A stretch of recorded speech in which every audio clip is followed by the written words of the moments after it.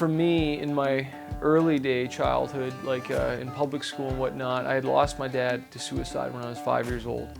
And that really impacted me as a kid.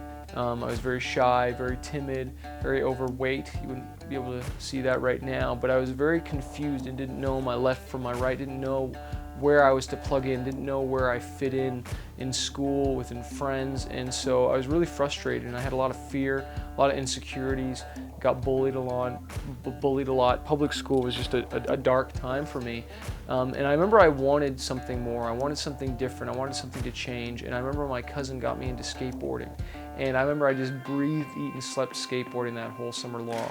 Friends are coming up to me like, "Oh, Chris, oh, that's cool, you skate, man, that's dope." And they're like, "Man, dude, did you lose weight?" I'm like, "Oh, maybe, man." They're like, "Chris, you're wearing jeans." I'm like, "Well, it's because I can finally fit into some jeans." And you wouldn't be able to tell right now, but that was a time in my life where I hated myself. I didn't like who I was. I had a poor self-image, and the fact that I had lost all this weight seemed impossible, but it happened.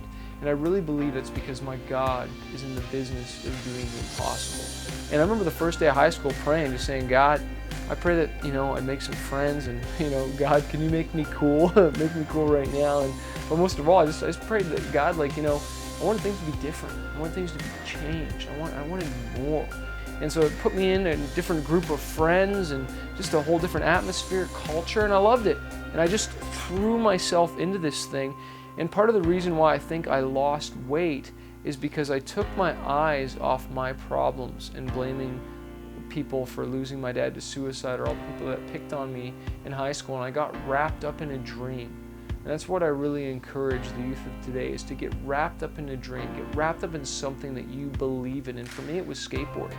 And so that's when I think the fat just melted off, and I just stayed out of trouble because I was just so excited, So in a way, skateboarding, saved me. I like to say that, skateboarding saved me from a lot of trouble and drugs, but Jesus is the one that actually saved my soul. And so that gave me some confidence, and then eventually, years later, I hurt myself skateboarding. So I was really frustrated, I was discouraged, a girlfriend dumped me at the same time, and so I had even more spare time than ever.